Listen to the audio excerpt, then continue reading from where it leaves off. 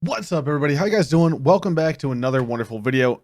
Now today, I asked on Twitter, and a bunch of people were really interested in seeing it. So it's like 10 people wanted to see it. I'm super excited for it. So I'm gonna go through basically how to build a level, and this is gonna be very basic. I might do a more in-depth series where I have you guys voting on things and stuff like that later on, like, oh, pick my theme, stuff like that. Then we have like a built level through YouTube, incorporating some of these themes and talking about things and basically going through how I create levels. Which, if you think my levels are trash, then you're probably not going to want to watch this anyway. If you think my levels are awesome, then you might want to see this so you can see kind of how I think and stuff that I do. Then I'm also planning on just giving some general overview of stuff from the different levels and stuff like that. But that being said, let's jump right on into this.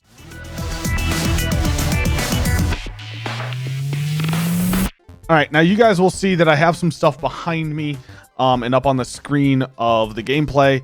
And that's basically me setting up all my stuff so I can look and see things.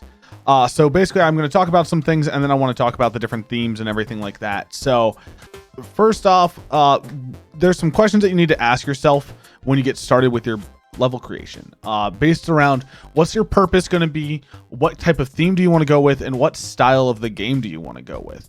Now, all of these incorporate different things, and some of them even have spots that cover over each other, like the purpose aspect. The purpose aspect, you might be like, why are you creating a level?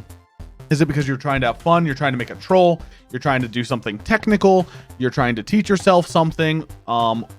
That's something that you want to ask yourself, which of course can underline what type of theme or style you're choosing to do based on that too. If you're trying to learn something in Kaizo, you're going to set up a Kaizo type level. And some people would say that the best style of Mario to do that in would be Super Mario World, because that's what a lot of the hacks are made from. Now, the other thing you want to ask yourself, and this is probably the most important question in my opinion, is, are you in it for your player to gain something? In other words, do you want the player to have fun in this level? Is that your main goal? If your main goal is for your player to have fun, then that's something you need to consider. If it's not, well, then you can probably disregard most of this video, give it a dislike, slam me in the comments, and then have your good old day. My thing is, I generally want to enhance whatever the player's doing. I want the player to have fun. I want to have fun. If I have fun with the level, I assume that somebody else will have fun with the level. That's not always true. Some people don't like, not everybody likes the same type of levels. I enjoy troll levels. There's people out there that hate troll levels. To get into that more, let's jump into the aspect of theme. So, you'll notice over here, right here above me, it says course theme. And you'll notice that there's a bunch of them. There's ground, sky, forest, underground, underwater, ghost house, airship, desert, snow, and castle. And then there's also a nighttime or daytime theme, which is another aspect to it, which completely changes it even more. These things going on, it's very cool, and you can make lots of different themes and stuff like that. My favorite is probably the forest theme. I like that I can have raising water. So it's not like a fully underwater level, but it's not a fully, above water level. It's cool. It gives a nice aesthetic. I like that. I've also been messing around with my current level in the air theme, which has been a lot of fun as well, but I have some reservations with the air theme because of how they do things in Super Mario World.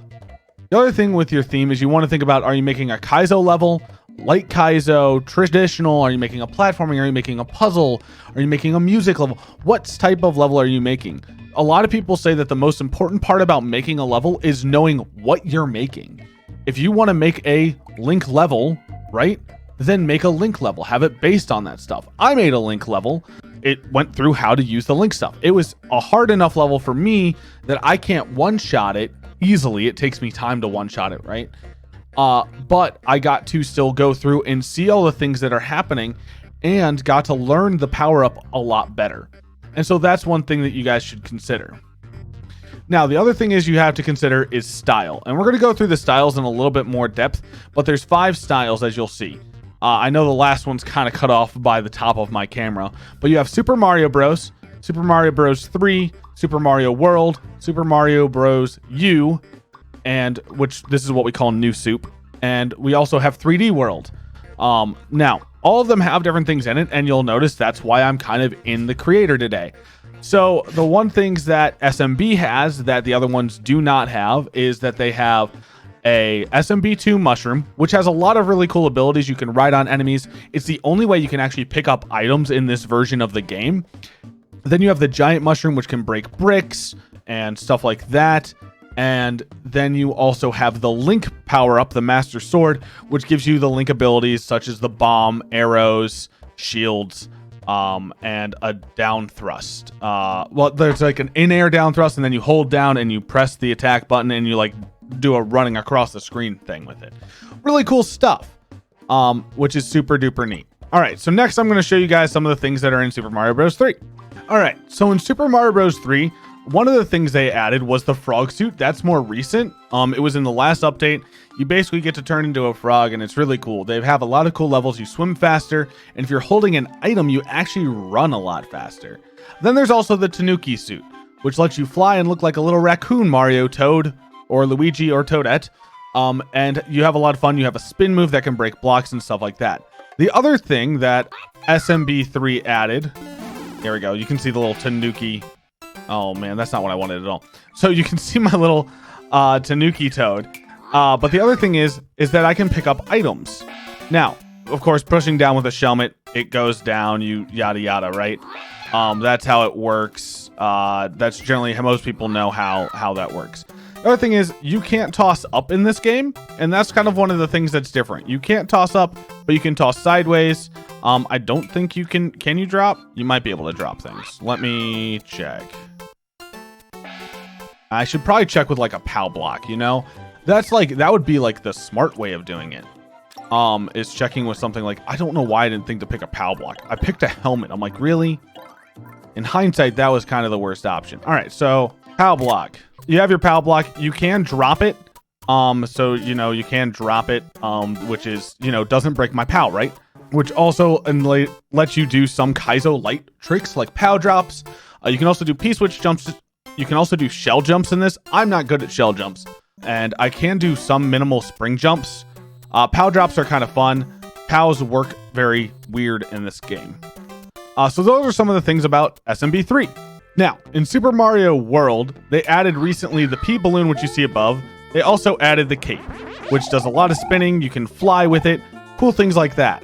One of the other really cool parts is that you can spin jump. So as you see, I spun jump, and without having the cape, I just kind of do that, and if I hit the side of it, I'll die. But so you get to spin jump in this version, which is something that you couldn't do before. Just a nice thing that they've added up. The other thing is that you can also throw things up in the air. So if I have my POW block, right, and I take a look, I can look up. As you can see, Toad looks up, and I can toss the POW, of course, then breaking everything in my world and all that. That's one of the cool things about SMB. That's really neat, as well as like being able to fly and stuff like that. It's a little bit easier. So that's some of the cool stuff with them. Again, I'm going through these pretty quickly. One of the downsides, though, is that you can't wall jump, right? So what would happen if I needed to wall jump? Well, then you have New Super Mario Bros. U, where you have the helicopter hat. You also have the acorn, which is new. And you also have some other things. Now, in this one, you can still spin jump, which is pretty cool. I also believe that you can't toss up. So that is something else you can't do. But the other thing you can do in Super Mario Bros., which is super duper neat and helpful, is if I give us a little bit of a wall here, we'll give a little bit of a wall. All right, so if I do that, is that I can also spin jump and twirl. There's also the twirling aspect. You can twirl in this version, which is pretty neat.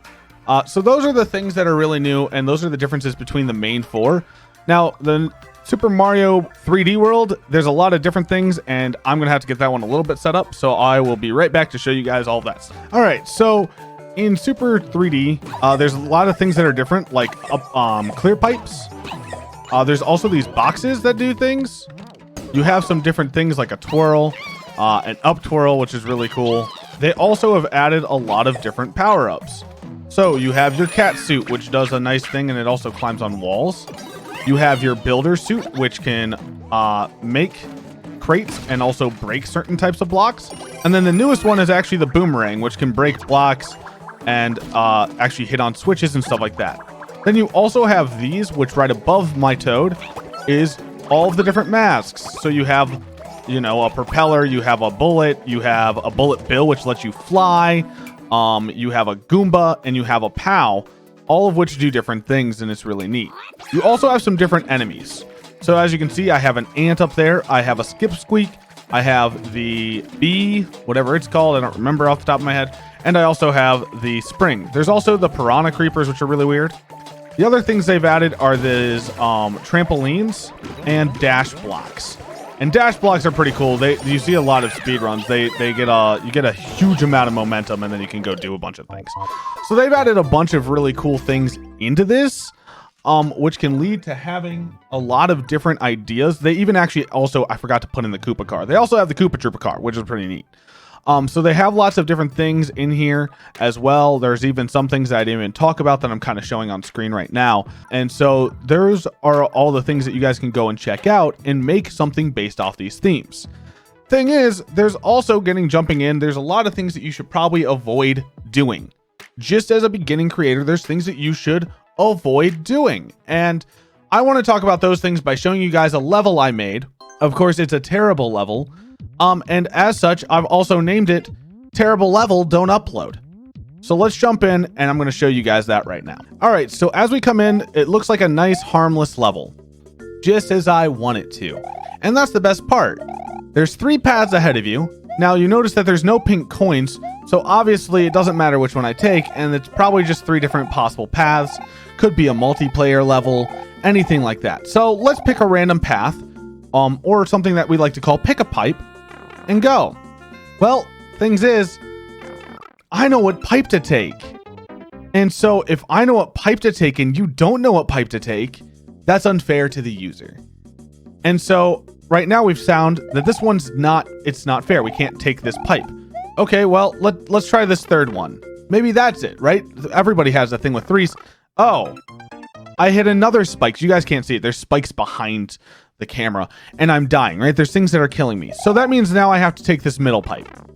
Okay, but that's one of the things that we should talk about as being not great, right? Pick a pipe is bad because it's unfair for your player. Now, in puzzle levels, of course, you're going to know the solution.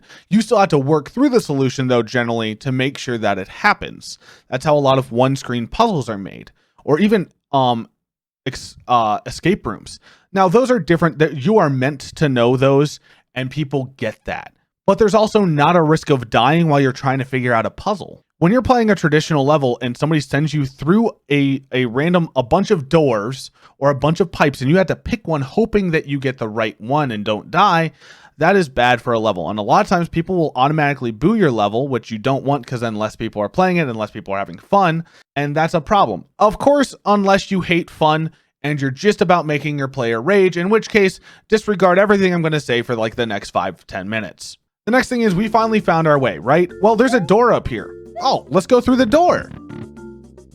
Oh, and you'll notice there's a problem there. I died right out that door. That's not good at all. Well, that's what we call a death door. They're just random doors that randomly kill you, and it's not fun. You don't want that. You wouldn't want to play that. It's not great. So we move past. Okay, there's some other things. Well, let's keep going on. All right, well, there's a locked door here. Now, I did this to help me out. I marked it. It will not be marked when other people do it because they'll just remember. But under here, under this P-switch block, I have hidden a key. When you hide a key in a level, there are so many spaces. If I was to go through to understand that a door is too tall, 2 blocks tall, right? And if we go through here, we have like 1, 2, 3, 4, 5, 6, 7. We have like 40, 50 blocks by about 2, 4, 6, 8, by 10. You got 400, 500 blocks you have to check through to find this key to move you through. So that's another thing you should avoid. Don't be hiding keys. It's really bad. Unless, of course, you have a way to hint at it and it's part of a puzzle. Those things are different, of course, but if you're just hiding a key to hide a key, that's not good. Oh, sweet. We got a checkpoint. That's awesome. I like getting checkpoints. Oh, well, I can either go through the pipe or I can go through the door. Let's go through the door. Oh no, I can't get back through. And I have 200 seconds. Oh, I'll just start. Oh, I'd have to start over. Nintendo didn't have the foresight to put in start from checkpoint. Which means that I'm locked here without dying, which in most games would be called like a hard lock, right? You can die. This is what we call a soft lock.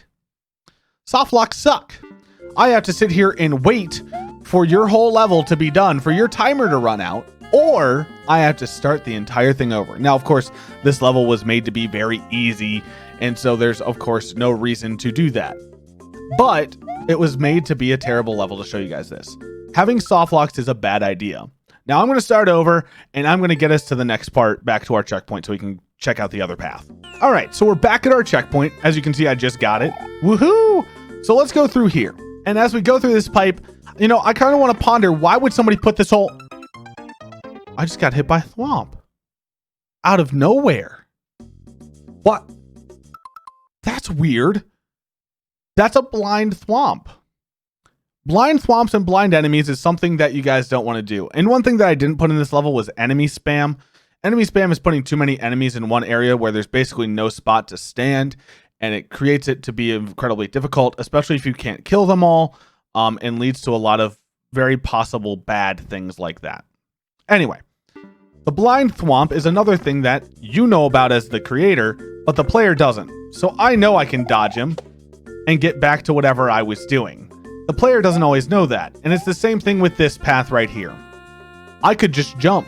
I know as the creator exactly where to jump. This is a blind jump. Now, the blind jump in this case gives you the win, which is what I wanted it to do to showcase off the level. Oh, but there's also a door there. We'll talk about that door in just a second.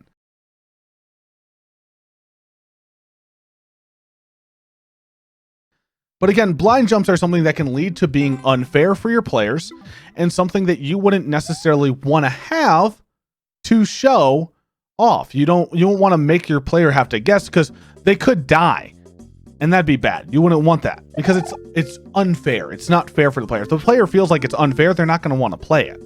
The last thing is, you saw that door. We call that door a dev door. Ah, dev doors. They're the best. When you find a hidden block with a vine in it that leads way up somewhere into a special door. It also ends up giving you a straight quick access to the end. It's a way to avoid having to play the entire level, so that way that person doesn't have to do it. They could make something incredibly tough. Actually, they could make something impossible. Give it to you and hope they do it. Now, we noticed that a lot of people who like to be trolly and stuff like that, they'll put like, I spent 19 hours on this level, which is actually kind of rude, because some of us do sit down and spend 19, 15, 20 hours on levels. And they are tough levels, but they're fair levels. I've spent probably about 10 hours on my current level. And it's stuff that's a lot of fun, and there's cool things to do with it, but it's tough. It's problematic when you're doing some of these things. These are some things that I feel like you should avoid. And if you guys have questions on them, leave them in the comments down below. If you guys have a question about a setup or anything like that you guys would like to see me go over and talk you through, let me know. I'd love to show off infinite checkpoint setups, stuff like that. And of course, this is just another resource. I know there's some that have already done it before, but I wanted to do it in my own way. So that being said, I hope you guys have a great day. Stay awesome, do great things. Let me know what you guys would like to see next for this series. Comment down below a setup or something that you would like me to go through, or even if you have an idea for a level that we should create as a community. But that being said, I hope you guys have a great day, and I'll see you guys next time. Adios.